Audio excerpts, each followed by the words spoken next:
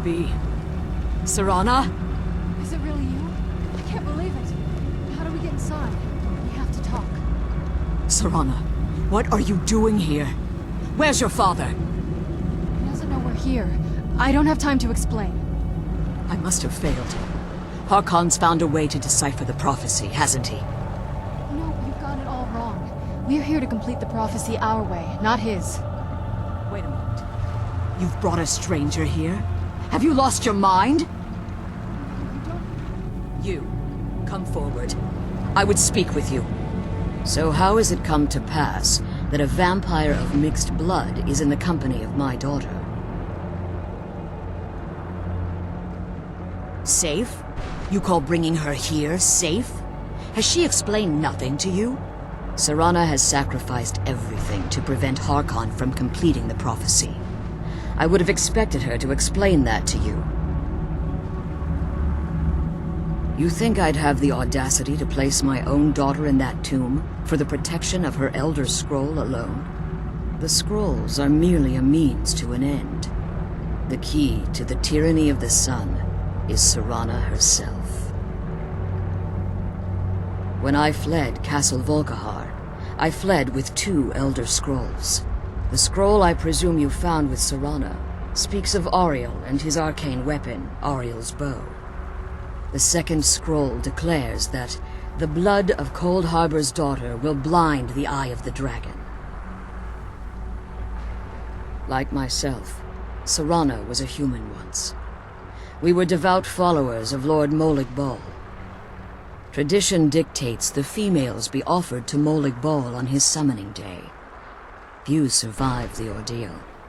Those that do emerge as a pure-blooded vampire. We call such confluences the Daughters of Cold Harbor. Now you're beginning to see why I wanted to protect Serana, and why I've kept the other Elder Scroll as far from her as possible.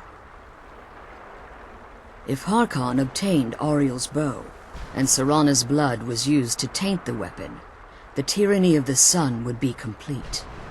In his eyes, she'd be dying for the good of all vampires. And how exactly do you plan on completing the prophecy without the death of my daughter? Have you been listening to me? Like Serana, I'm a pure-blooded vampire. My presence on Tamriel is as much of a danger as hers. You care nothing for Serana, or our plight. You see the tyranny of the sun as your chance at deification. And like Harkon, you won't hesitate to destroy anything that stands in your path. Serana? This stranger may call himself a vampire, but he knows nothing of our struggle.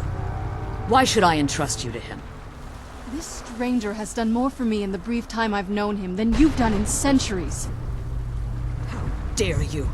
I gave up everything I cared about to protect you from that fanatic you call a father! Yes, he's a fanatic. He's changed. But he's still my father. Why can't you understand how that makes me feel? Oh, Serana, if you'd only open your eyes. The moment your father discovers your role in the prophecy, that he needs your blood, you'll be in terrible danger. So to protect me, you decided to shut me away from everything I cared about. You never asked me if hiding me in that tomb was the best course of action. You just expected me to follow you blindly. Both of you were obsessed with your own paths. Your motivations might have been different, but in the end, I'm still just a pawn to you two. I want us to be a family again. But I don't know if we can ever have that. Maybe we don't deserve that kind of happiness. Maybe it isn't for us. But we have to stop him, before he goes too far. And to do that, we need the Elder Scroll. I'm sorry, Serana. I didn't know. I didn't see. I've allowed my hatred of your father to estrange us for too long. Forgive me. If you want the Elder Scroll, it's yours. Your intentions are still somewhat unclear to me, but for Serana's sake, I'll assist you in any way that I can. Yes, I've kept it safely secured here ever since I was imprisoned. Fortunately, you're in a position to breach the barrier that surrounds these ruins. You need to locate the tallest of the rocky spires that surround these ruins. At their bases, the barrier's energy is being drawn from unfortunate souls that have been exiled here. Destroy the keepers that are tending them, and it should bring the barrier down. One more word of warning. There's a dragon that calls itself Durnevere roaming the cairn. Be wary of him. The Ideal Masters have charged him with overseeing the Keepers, and will undoubtedly intervene if you're perceived as a threat.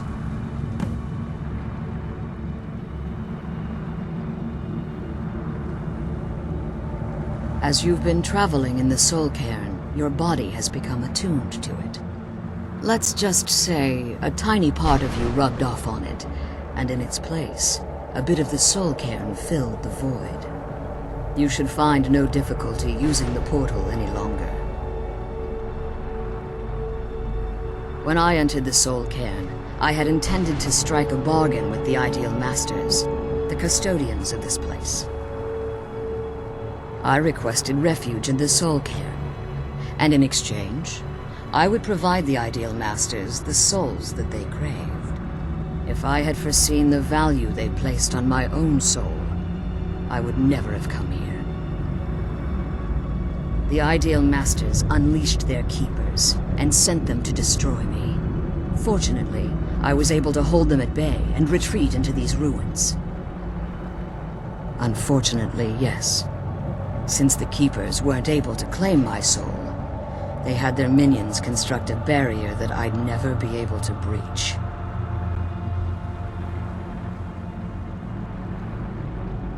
Time has very little meaning to me. Consequently, it has little meaning to the Ideal Masters as well.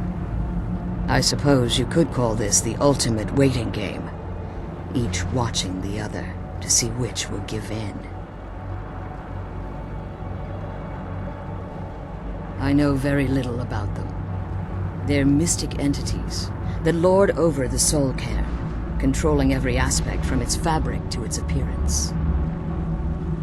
While some necromancers believe they are the crystalline structures dotting the Soul Cairn, I believe there's more to it than that. I think they transcend what we perceive as a physical form.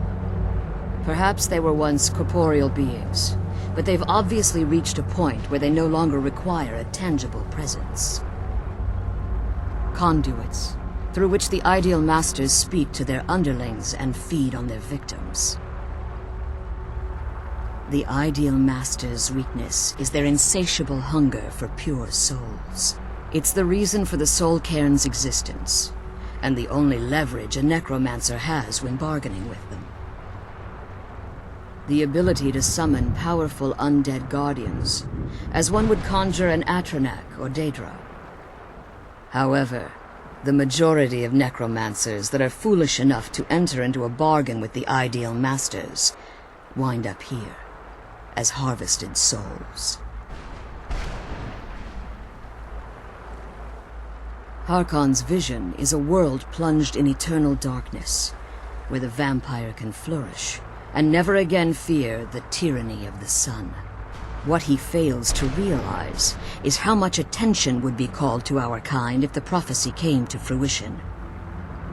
If eternal night fell, there are many who wouldn't stand for it. They would raise armies in attempts to return things to normal. The order of the day would be our destruction, until every last vampire was hunted down and eliminated. I do. It's how the vampire has survived for millennia, and the only way we can continue to survive in the future.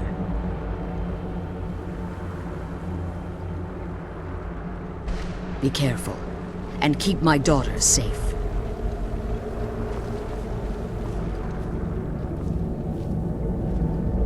Let's kill those keeper things and get back to the prison. Just what my mother told me. I've also studied a little bit on my own, but there's not much. When something is trapped in a soul gem, and then the energy is used for powering an enchantment, the remnants are sent here. Well, I think it's specifically the black ones.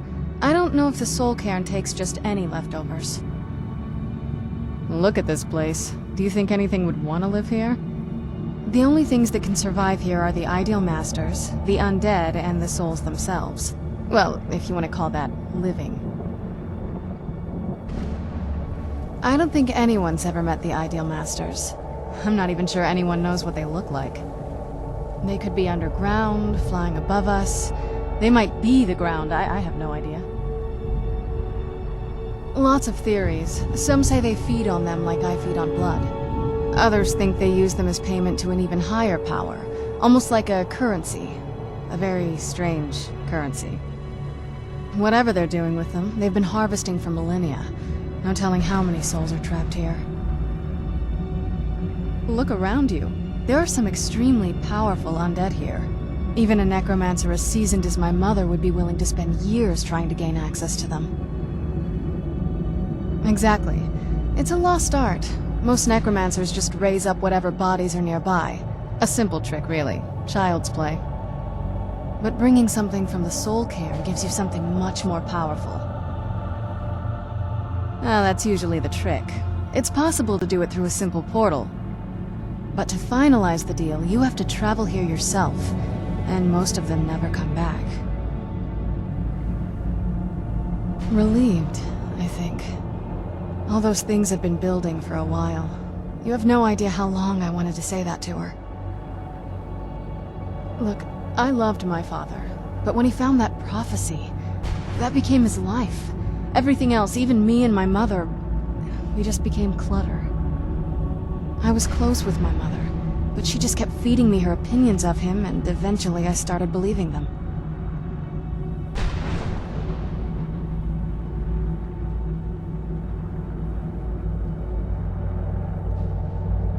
The moment we gave ourselves to Molik Bal, things got really icy between them.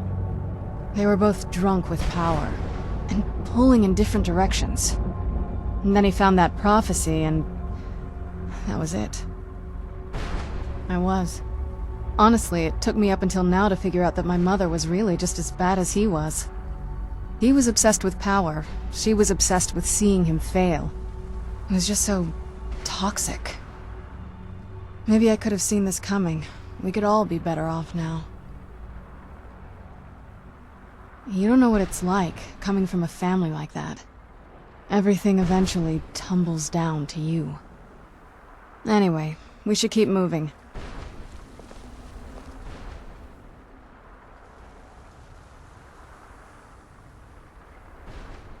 Just what... When something is trapped in a soul gem... Well, I think it's specifically the... Look at this. The only things that can survive here are the Ideal Masters, I don't think they could be underground... Others... Whatever they're doing with them, they... Look around... Even a necromancer as seasoned as my mother... Exactly. But bringing something from the soul... that's usually... But to finalize the deal, you have to travel here yourself. And most of them never come back.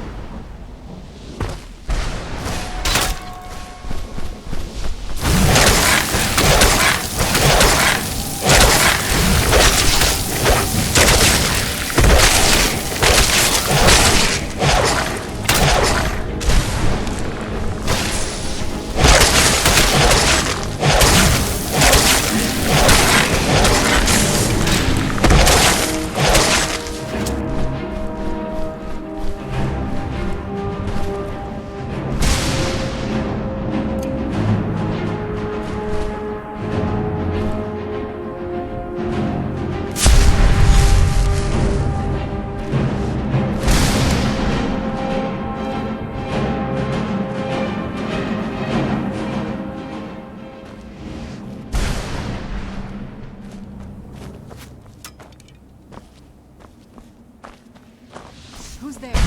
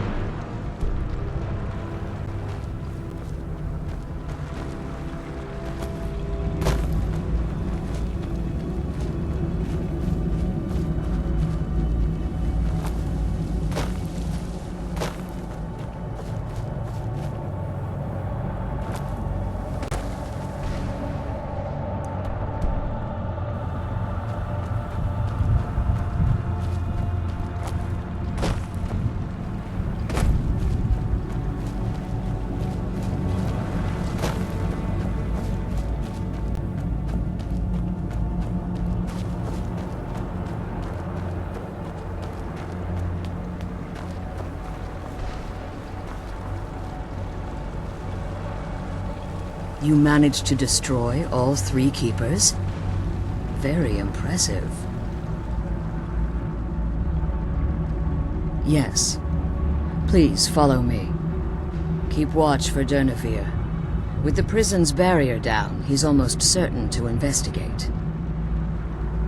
The sooner we get out of this place, the better.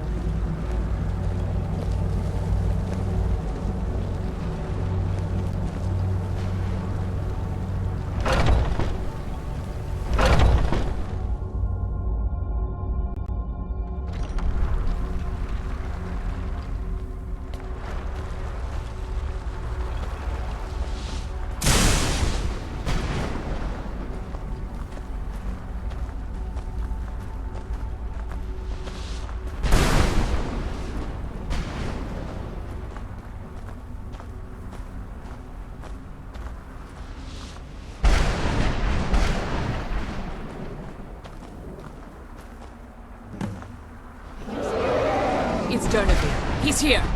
Where'd you come from?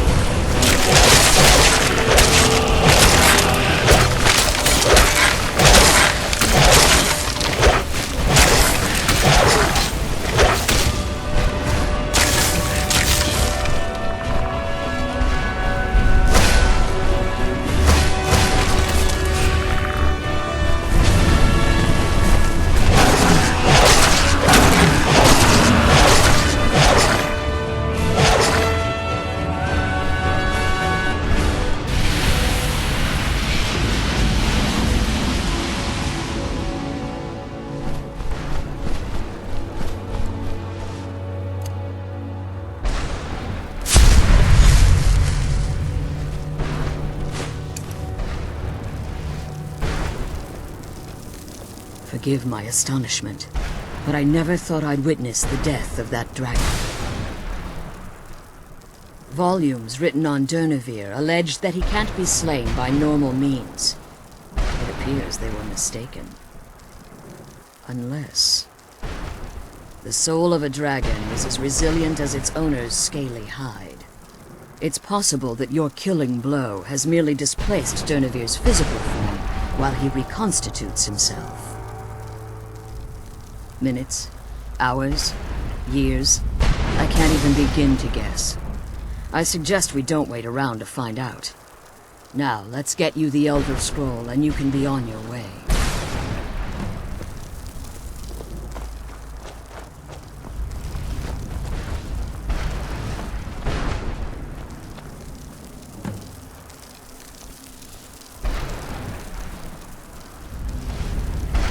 What did you want?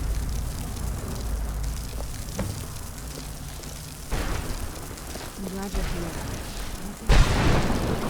Now that you've retrieved the Elder Scroll, you should be on your way. I have no choice. As I told you before, I'm a daughter of Cold Harbor. If I return to Tamriel, that increases Harkon's likelihood of bringing the tyranny of the sun to fruition.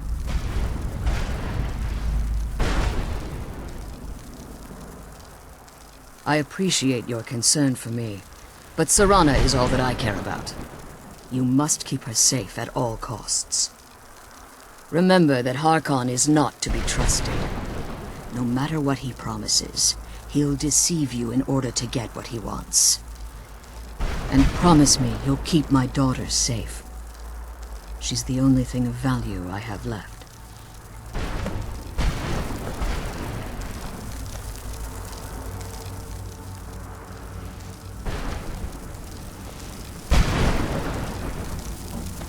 The sooner we get the scroll home, the sooner we deal with my father.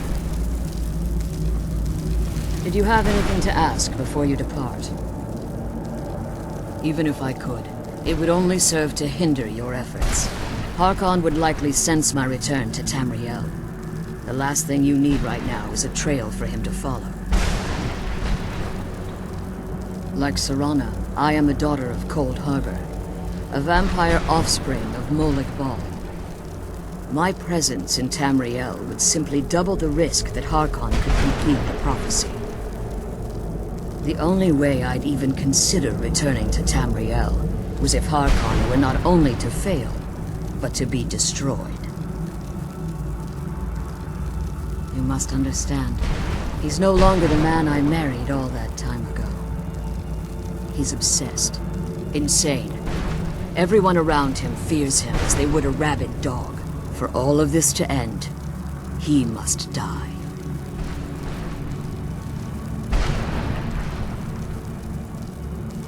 Farewell. Remember that Harkon's not to be trusted.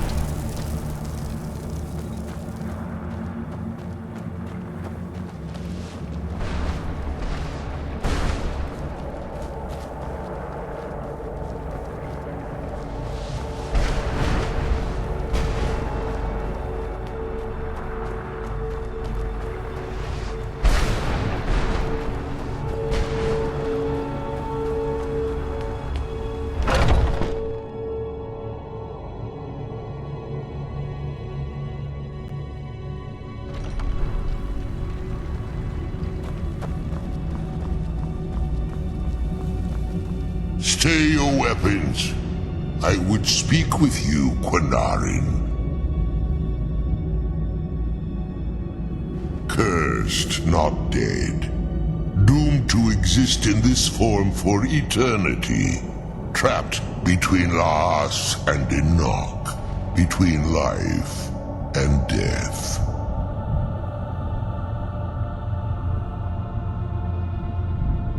I believe in civility among seasoned warriors, and I find your ear worthy of my words. My claws have rended the flesh of innumerable foes, but I have never once been felled on the field of battle. I therefore honor name you Quanarin, or Vanquisher in your tongue. Your words do me great honor. My desire to speak with you was born from the result of our battle, Quanarin. I merely wish to respectfully ask a favor of you. For countless years I've roamed the Soul Cairn in unintended service to the Ideal Masters. Before this, I roamed the skies above Tamriel. I desire to return there. I fear that my time here has taken its toll upon me. I share a bond with this dreaded place. If I ventured far from the Soul Cairn, my strength would begin to wane until I was no more. I will place my name with you and grant you the right to call my name from Tamriel. Do me this simple honor, and I will fight at your side as your Graze-Mazen, your ally, and teach you my Thum.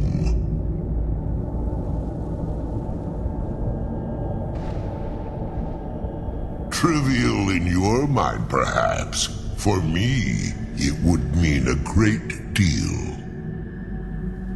I don't require an answer, Quanarin. Simply speak my name to the heavens when you feel the time is right.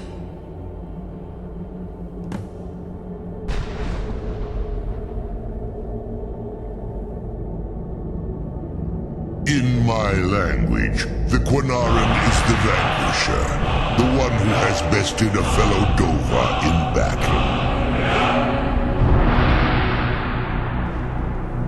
Even in the Soul Cairn, the defeat of the World Eater has reached my ears, Dovahkiin. You may not be Dova, but the defeat of Alduin earns you the right of title. There was a time when I called Tamriel my home, but those days have long since passed. The Dova roamed the skies, vying for their small slices of territory that resulted in immense and ultimately fatal battles. I was. But unlike some of my brethren, I sought solutions outside the norm in order to maintain my superiority. I began to explore what the Dova call Elok Dilan, the ancient forbidden art that you call necromancy. The Ideal Masters assured me that my powers would be unmatched, that I could raise legions of the undead. In return, I was to serve them as a keeper until the death of the one who calls herself Valerica.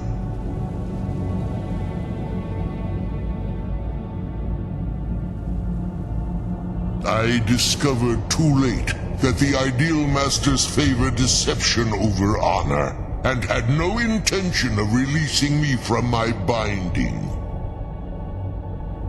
They had control of my mind, but fortunately they couldn't possess my soul. Free? No. I have been here too long, Quanarin.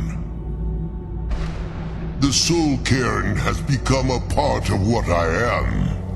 I can never fully call Tamriel my home again, or I would surely perish. I only hope that you will allow me the precious moments of time there, through your call.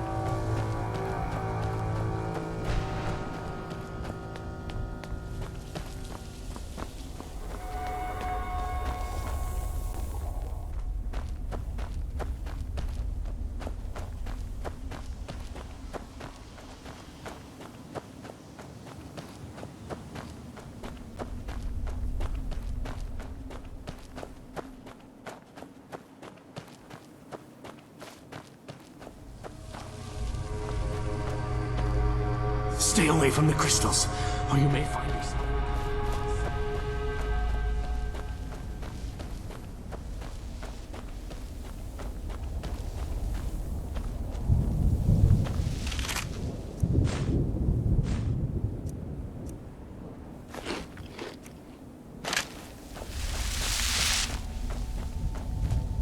Madness.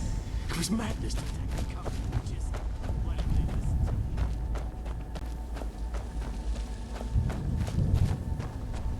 Stay away from the Oblivion Gate, I told them. Did they listen? Of course not.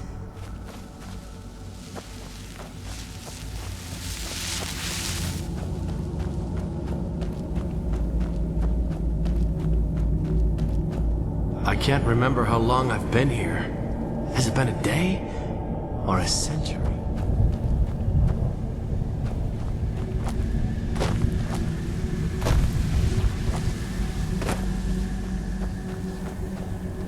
No one ever escapes. There is no escape. Why would you even try?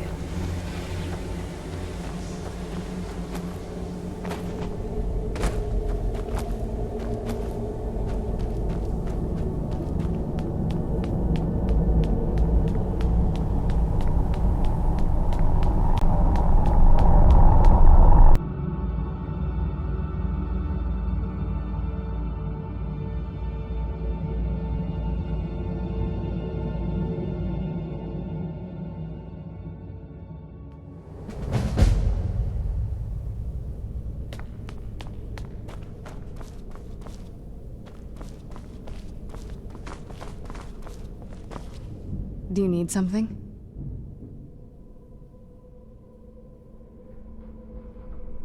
I figured it would be more of an issue for you. Don't tell me you're that naive. Really? Oh, wow. Alright, well... What do you think my father's going to do once we bring the bow to him?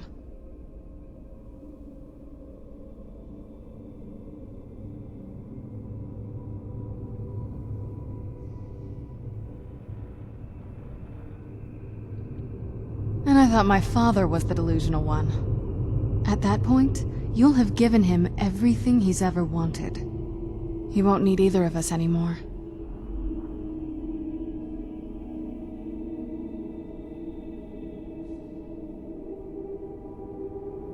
You'll have shown yourself to be strong, which means you can't be allowed to just stick around. And I'll be unnecessary once he has it.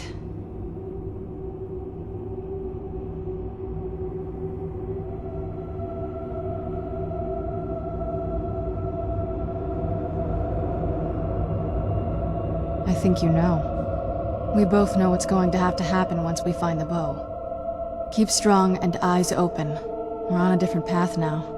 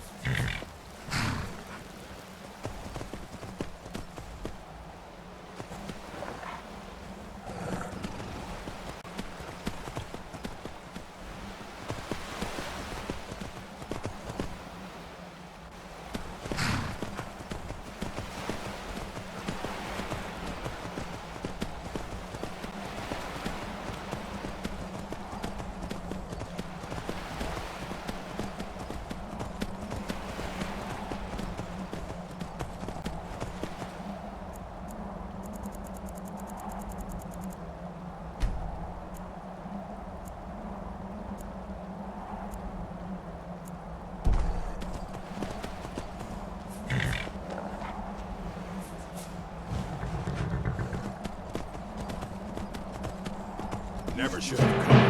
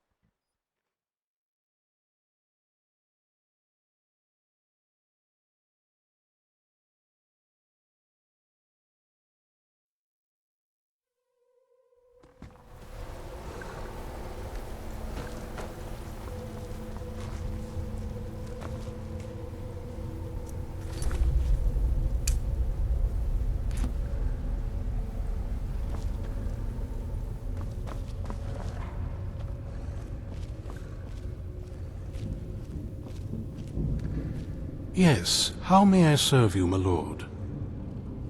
I'm afraid I won't be able to help you with the scrolls any longer, my lord. Please, do not be angry with me. I'm afraid in my haste to read the first scroll, I neglected the time I needed to prepare. The failure is purely mine to bear. As you can see from my bandages, it's not that I am unwilling, it's that I am physically unable. Oh, please, my lord. Please, forgive me.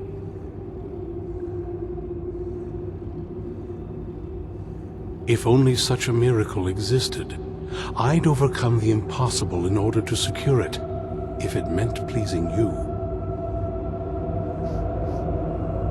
Although I would gladly die by your hand, perhaps I could offer an alternative way to read the scrolls.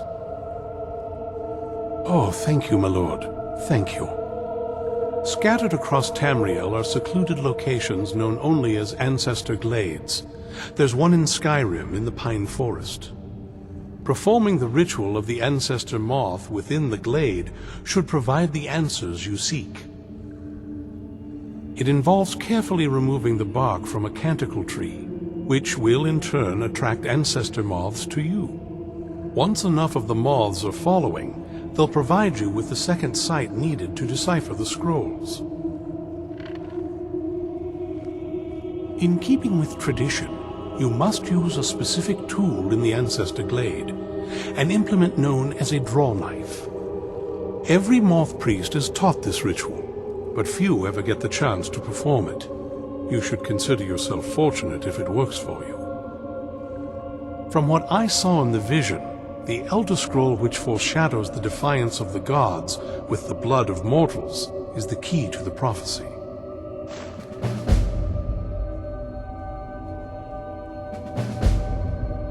Sadly, yes. It is the inevitable fate we agree to pursue when reading the Elder Scrolls. It generally does not occur until a moth priest is in his latter years, but in my case, I simply was not preparing myself properly. Deciphering one of the Elder Scrolls is nothing like reading a simple book. There is quite a bit of ritual and concentration required. It can take months or even years to complete a single scroll, and even then, months to recover.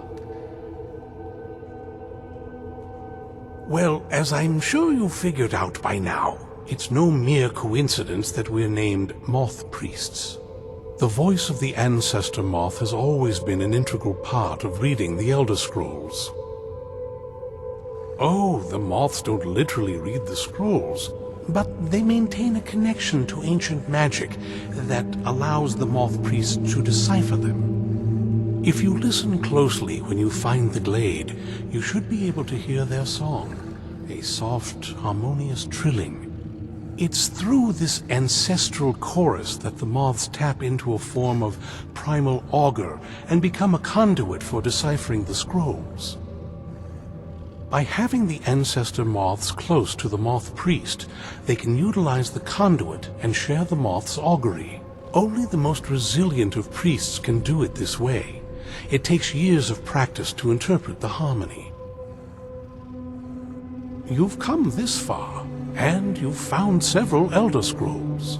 Whether you believe it or not, the scrolls have a mind of their own. If they did not want you to find them, they would not allow it.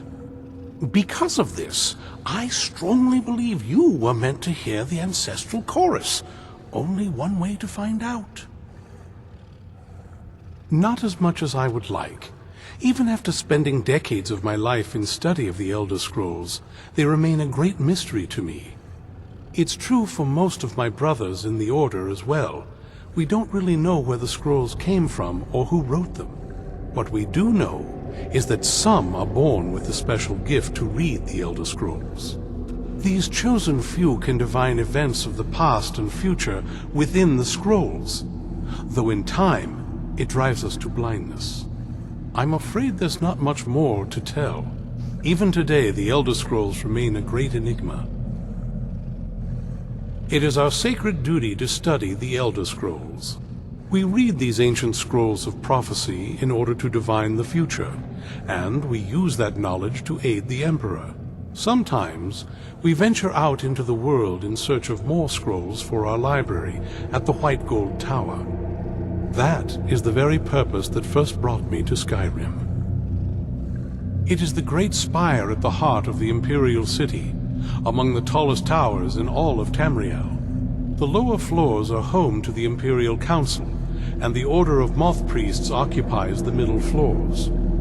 The tower suffered damage in the recent war with the Altmeri Dominion, and is not what it once was. I hope one day to see it restored to its former glory. Fortune smile upon you, my lord.